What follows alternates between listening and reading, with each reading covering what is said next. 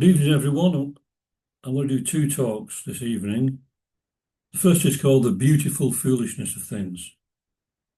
And one of my favourite books is called The Book of Tea, and it's by Kakuzo Okakura, a Japanese writer. And in this he says, "The heaven of modern humanity is indeed shattered by the cyclopean struggle for wealth and power.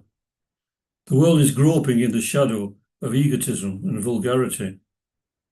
Knowledge is bought through a bad conscience, benevolence practiced for the sake of utility. The East and the West, like two dragons tossed in a sea of ferment, in vain strive to regain the jewel of life. Meanwhile, let us have a sip of tea. The afternoon glow is brightening the bamboos. The fountains are bubbling with delight. The soughing of the pines is heard in our kettle. Let us dream of evanescence and linger in the beautiful foolishness of things." The beautiful foolishness of things. That last little section always makes me feel relaxed and calm and at peace. I do like a sip of tea, I must admit. Meanwhile, let us have a sip of tea. The afternoon glow is brightening the bamboos. The fountains are bubbling with delight. The soughing of the pines is heard in our kettle. Let us dream of evanescence and linger in the beautiful foolishness of things. But what is this beautiful foolishness? As said, the Book of Tea is one of my favourite books. It extols the beauty of life, as also its transience. This view of things is very Japanese. Mono no aware, a Japanese expression, is a concept that points towards the ephemeral nature of our very existence in this world. And yet the fact that life is full of beautiful moments, if only we look for them amidst the seeming carnage. We must always look for the beautiful in everything and everyone. To rest one's mind in the spiritual self above all the conflicts is to find a haven where one reaches a place of safety and where there is the space to think very deeply. Yes, the world is rather foolish in so many ways, giving credence to things that do not really matter and ignoring all those that do. Every person we meet or see as we pass by each day has a unique story to tell. And some may be tragic, or some may be comical, some may be heartwarming or heart-rending. And it's usually a mixture of all these. All of us have within us something that can never be expressed in words to others. And yet everyone has the power to understand, as it is a truth shared universally. In many ways, we are lonely beings, seeking to find that deeper communion with our fellow beings, beyond words, concepts, and thoughts. In most cases, people do not know this and are content with a nominal understanding of what constitutes relationships. For them, that is enough. The divine discontent that leads one onwards has not awoken in them. If it does, it becomes the inexpressible yearning of the inner man or woman to go out towards the infinite, which is a theosophical expression of meditation. It becomes a longing that is at the same time poignant and beautiful.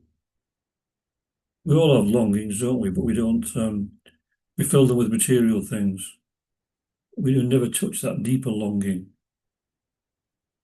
beyond all our transitory longings. So which of us does not seek a love that is eternal and ceaselessly uplifting, and takes no note of the changing emotions of the human heart, but is the light that guides the way through the often dark labyrinth of our limited perceptions, that hold us within the prison house of our lower nature.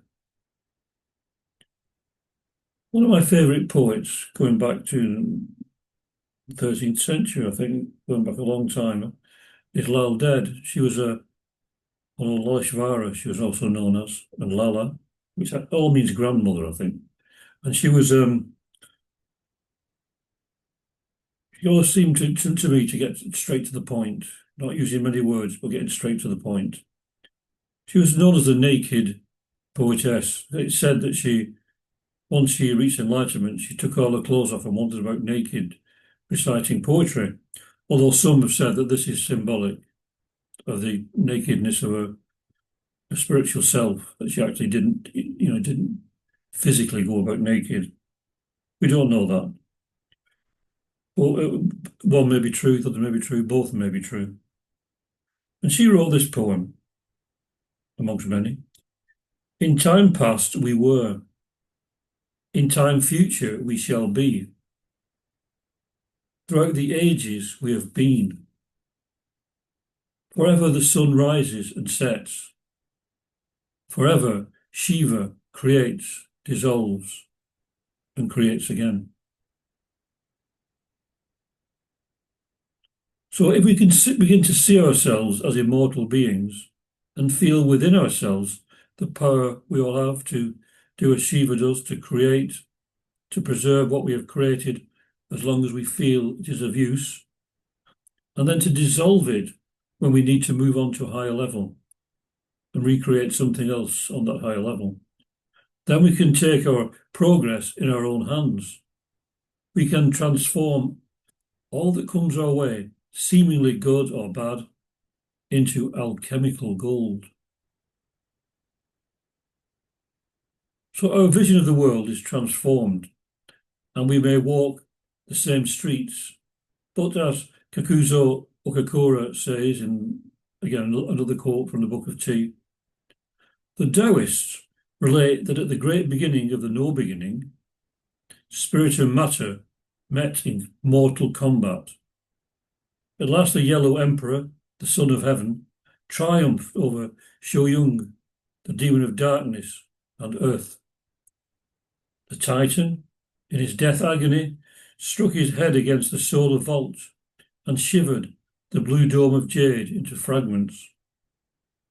The stars lost their nests. The moon wandered aimlessly among the wild chasms of the night. In despair, the Yellow Emperor sought far and wide for the repairer of the heavens. He had not to search in vain. Out of the eastern sea rose a queen, the divine Nyuka, horn-crowned and dragon-tailed, resplendent in her armour of fire. She welded the five-coloured rainbow in her magic cauldron and rebuilt the Chinese sky. But it is told that Nyuka forgot to fill two tiny crevices in the blue firmament. Thus began the dualism of love. Two souls rolling through space and never at rest until they join together to complete the universe. Everyone has to build anew his sky of hope and peace. And those words resounded with me. Everyone has to build anew his sky of hope and peace. We're not stuck on the treadmill of daily routine. We have the power to regenerate ourselves and our lives and bring back an era of love and peace to this world. This will not come about until we learn to love each other deeply, and to put aside all our meaningless and foolish antipathy based on a misunderstanding of our inherent oneness. It is all those who feel the need to restore this harmony that will be the saviours of this planet. The world will not be regenerated by hatred and violence, but by becoming less doctrinal and more human. The answer is to come together as human beings, free from any labels and open to the light of our spiritual nature. That's the only way we can ever reach peace. Violence can never, never bring about peace, as many people tend to think in the modern world. We have to clear from our inner sight the morass that has accumulated due to the indoctrination of a materialistic society. And what is left then is a clear-sightedness of who we really are. What we have been taught to believe we are is unnatural. What we truly are is as much a part of nature and of nature's unfolding too, as a tree or a flower. Most of what we think of as important is of no value whatsoever. All that is really essential in this life is how we relate to each other as fellow pilgrims on a spiritual journey. Yes, we have to build anew our sky of hope and peace in a spirit of love and compassion. And we need to heal the broken heart of this world. The beautiful foolishness is the way we look at the world with all its innocence and charm, and those things that many regard as foolish, but are in fact just the opposite. Society regards as serious all those actions and thoughts that are designed to make money or help one to climb the ladder of material success. We praise competition with little regard for the loser, and we glory in war and the defeat of our so-called enemy. Is it foolish to gaze on a summer's day at the clear blue sky, or take heart when birds sing in a forest of emerald light? Is it foolish to try to love everyone we meet, regardless of race, creed, sex, caste, or colour, and to see the beauty, not the faults, in others? To appreciate gentleness and compassion above violence and anger, to love our enemies rather than promote an eye for an eye and a tooth for a tooth. You see, these things are regarded by many as being foolish. You can't live that kind of life. You have to be realistic. What is realistic in this world? It is to be violent, it's to be hard, it is to be tough. The survival of the fittest. How many of us have the courage and the strength and the courage to be gentle, to be compassionate, to be caring, to be loving towards all things? Never mind what people are saying. Well, you can't love everybody. You have to just do your best. Maybe there's some people you can never love. Just tolerate them. But the aim is to love everyone and everything. Love your enemies, bless those that curse you, pray for those that despitefully use you. So with that in mind, let us remember to have those moments in our life where we can take precious time just to look around us and within and become aware of the beautiful foolishness that makes life bearable despite the media's spread of fear and uncertainty. Beyond all of this, the spirit rests in perfect peace. So let's take a few moments just to relax, to take those ideas in. Breathe out any tension, just be at peace for a few moments.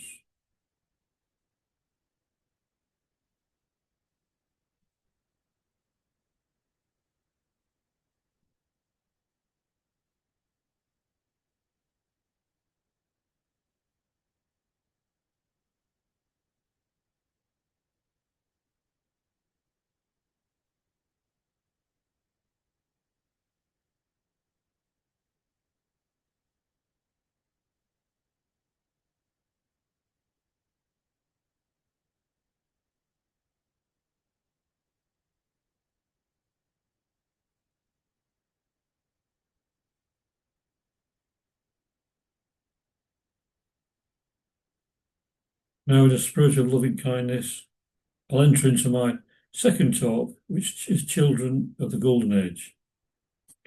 In Ephesians 5:8 in the Bible, it is said, "Walk as children of light."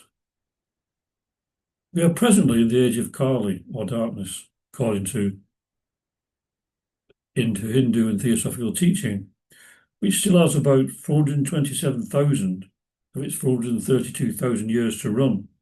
That's according to the Hindu calculations.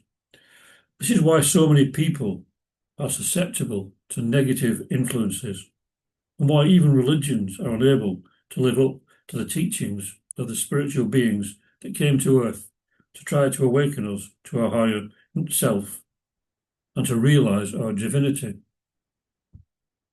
The form of religion we have now is very much a product of the age of Kali, dogmatic and often intolerant and violent.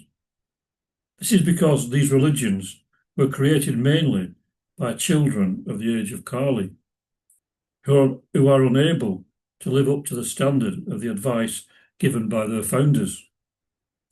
In fact, in most cases, these higher beings had no intention of starting a religion that opposed most of the teachings that they gave out. I remember reading something that was from H.P. Blavatsky. She quoted a letter that was written by a Muslim of the time, an enlightened Muslim. And he said that Christianity at the time was more like anti-Christianity than actually Christianity, true Christianity. The person who published it was an Englishman, first refused to publish it. He said people would be offended. But the Muslim said, if you don't put it in, I won't allow you to publish the letter. I have to tell the truth. And that was interesting. Strangely, this is more true of the monotheistic religions. They're supposed to be ruled by a kind and merciful God, who seems to bring out the worst in all his followers, though. It is because this particular God was made in the image of man and expresses all the worst emotions that we need to transcend. The real God or divinity is so much superior to the one created by lesser mortals in order to facilitate control over the masses. In the midst of all this are the children of the Golden Age, planting seeds of beauty and love in the soul of humanity. Although we are in the age of darkness, it is only a generality. Golden Age vibrations can be inserted into the Dark Age to create pockets of pure light. It is hard to estimate how essential it is for some individuals and groups to stay awake during a time when most people are spiritually asleep, as these are the ones that are awake are the ones who keep the link unbroken and help to carry the torch through to a time when the light of true spirituality will shine brightly again. It is this light that never shone on land or sea that will be our saviour in the final analysis. Those who promote soul-dead agendas based on ignorance of the true nature of humanity are bound to fail in the end. All their ideas and ideals are just will-o'-the-wisps in the grand scale of things. Once we are in tune with the infinite, nothing that is off this earth can affect us. We are truly in this world, but not of it. And nothing, as I said, that is of this earth can affect us. We have indeed entered a different world, where the material consciousness cannot follow and has no validity. Our fellow pilgrims on this journey are seen in a much different light, who become aware of another dimension to their being, hidden from the sight of the profane. We begin to live under the guidance of our higher self, our divine nature, and therefore out of the range and reach of the calculations and restrictions of those rooted in the mundane. Life in that world will then seem very claustrophobic and trivial, now that we have passed through the portal to another phase of our existence, and we have a much clearer vision of the world and our fellow human beings and our fellow creatures in general. Once we have awakened somewhat to this heightened awareness, then we can see how restricted was our previous state of mind, and how we also become aware of how limited are the lives of those who still live under the illusions and delusions of a society that exists mainly through second-hand thoughts and the coercion of those who believe themselves to be superior, but are not so in the light of the spiritual self. Inwardly, everyone is equal. It just needs people to become aware of this and to claim their freedom. It may seem an impossible task, yet with so many different states of consciousness and also different conditions of living, it may seem such an impossible task that there's so many different states of consciousness and conditions of living. Yet we are all on the same journey. We can all awaken in time if we only start right now. It is the old saying, a journey of 1,000 miles starts with the first step. Yet there are those in third world countries who have not the luxury to think on these things at the moment, but those who those who are reading this obviously have. All is one on a higher level. Whatever we do affects everyone and everything else. It helps to leaven the general consciousness of all beings on this planet.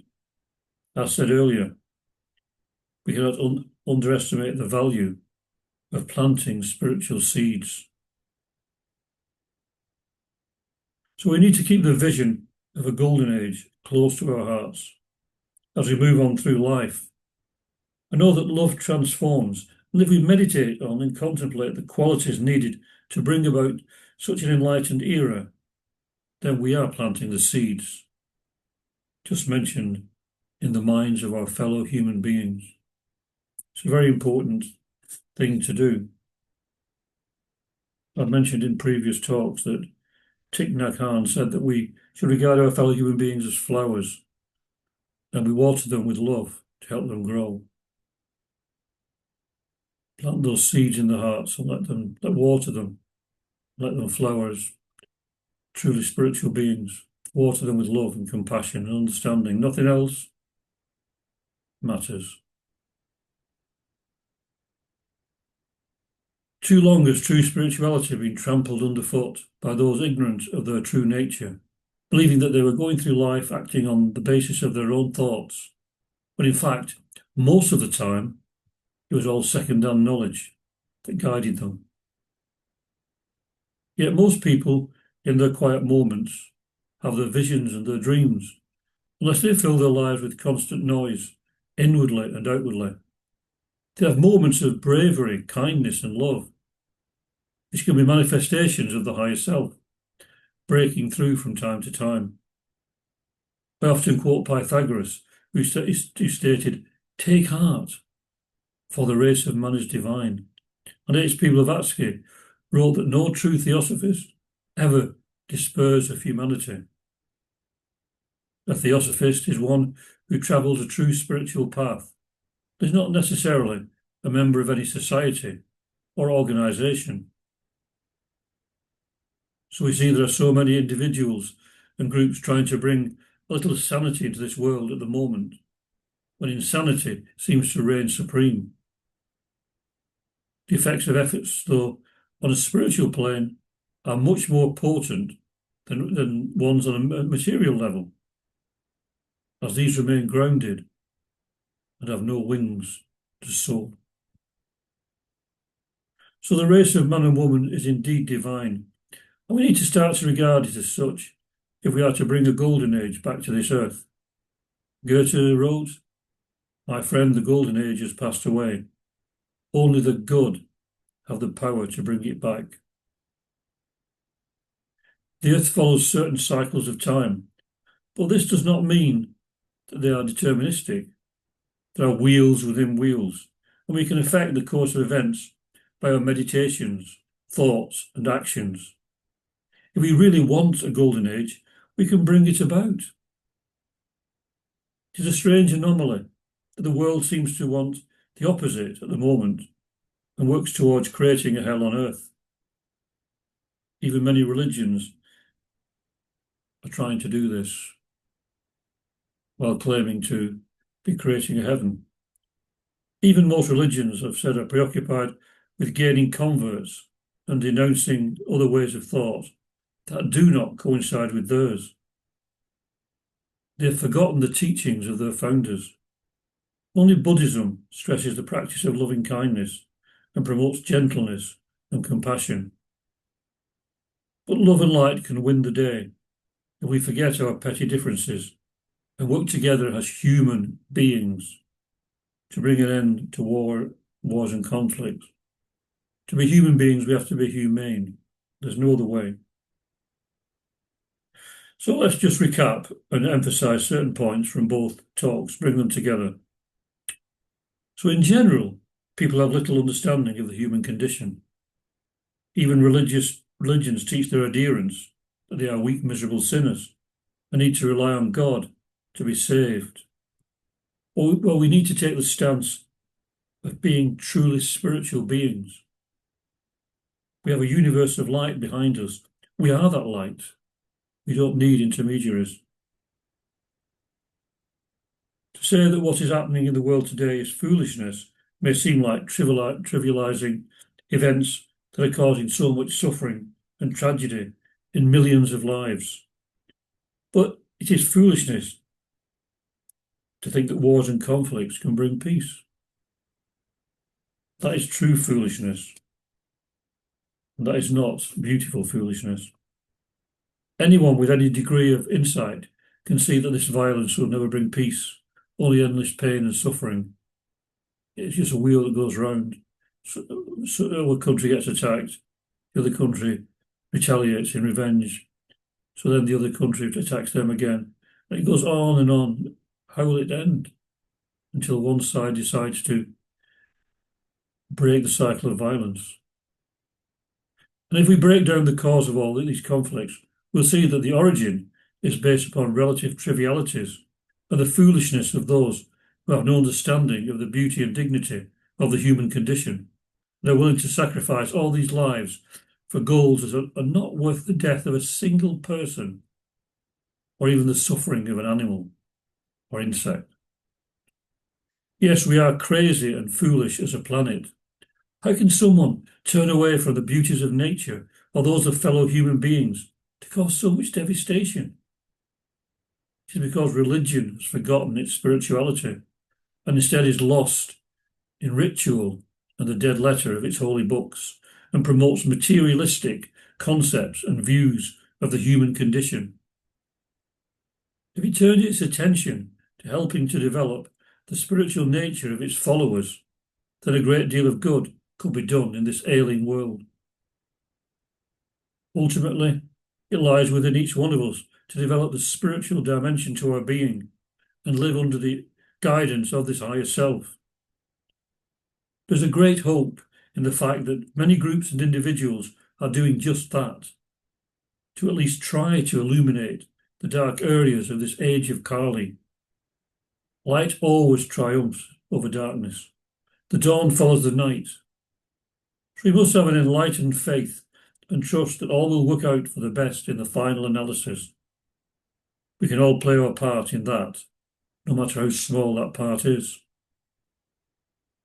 If there is a foolishness that brings so much ugliness and destruction to this planet, there's also a beautiful foolishness that will bring back an age of love and peace. Which do you choose?